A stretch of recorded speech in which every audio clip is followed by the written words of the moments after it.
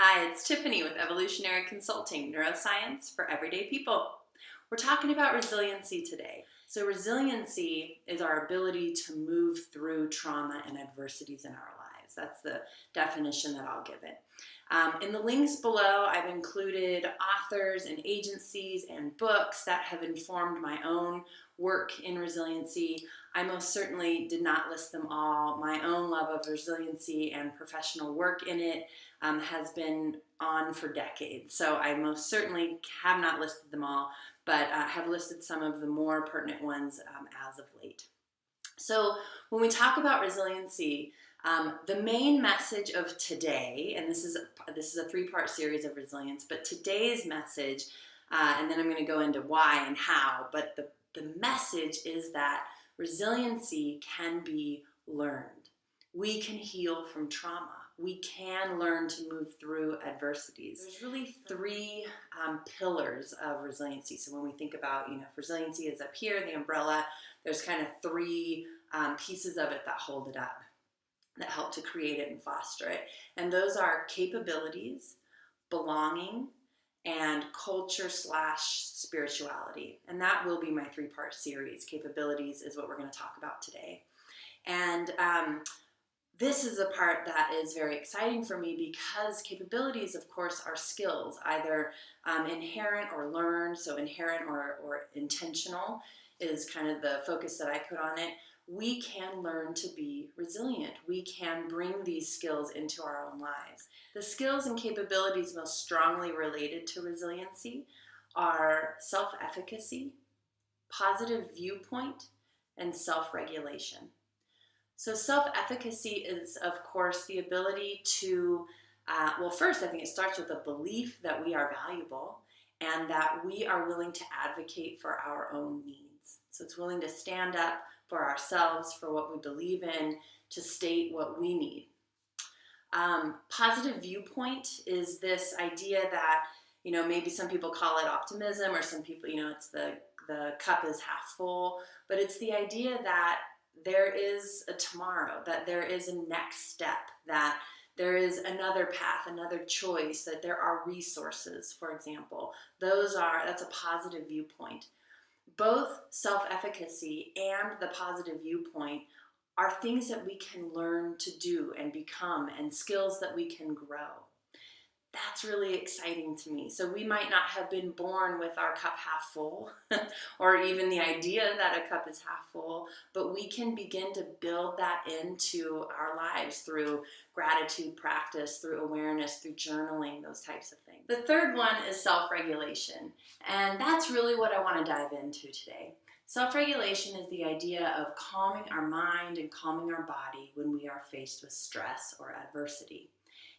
It is key to resilience. It's being able to not just sink into lower brain, into survival brain, and constantly be in fight, flight, or freeze. It's the ability to not have our body flooded with stress hormones all the time. It's the ability to kind of clean the palate and start fresh so that we can indeed move through the adversity. And I think the key to this is that we're being present, that we're moving through this adversity, that we are not triggered into past trauma and past events and past stressors that are held in our brain, so that everything comes from that filter. Resiliency means that we're able to be in this situation, in this present mind, in this present body, and move through. So self-regulation, there's really only two ways to self-regulate. And one is top down. So we're moving from our thinking brain, which means that we are, it's called metacognition. It's being able to think about our thinking. We're able to assess our body's reactions to stress. We're able to witness ourselves becoming stressed or becoming scared, becoming fearful. The top-down method, how we really begin to build that into our lives, if that's something that is really speaking to you, is it's being able to kind of quiet our mind a bit, getting out of the default modes of our brain, which are active anytime we try to just quiet our brain. It's that where we're solidifying our sense of self by either comparing ourselves to other people, comparing ourselves to the past or the future, working through scenarios of what I should have said, what I could have said, what I should have done, what I would have done, how I compare to this person and how I compared to myself last year. And those are the default sections of our brain. It's quieting that. So we do that through mindfulness practice, through meditation, through yoga. That is part of strengthening our own self-regulation top down.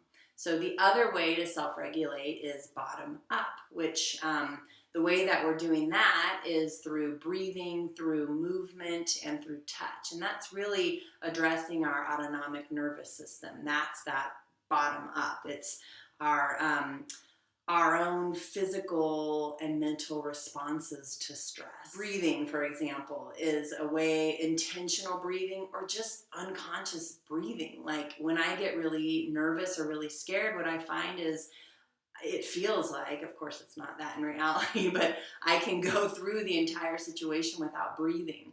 And if I am breathing, which clearly I am, but I'm breathing to here, that it's not deep breaths that allow my body to calm. I'm not doing long exhales, which is really that calming, grounding breath. And so, again, preparing my brain for stress and adversity that I know is coming. So I'm building my strength of resilience. I want to practice breathing. I want to move. I want to learn to move my body. That's doing things like dance and exercise and walking and moving my body so that it knows how to deal with stress. And so ideally, when we're talking about this bottom up and top down self-regulation, it's not an either or, that we are, as we advocate for our own sense of resiliency, that we are intentionally learning to self-regulate, both from a top-down and a bottom-up method. So what's the take-home message of today? Today is that resiliency can be learned. We're never too old, we're never too young, we're never too damaged. We can learn to be resilient, and there's science and research and brain scans that back it all up. It's not just woo-woo science out there. It's real, and that is so empowering to me.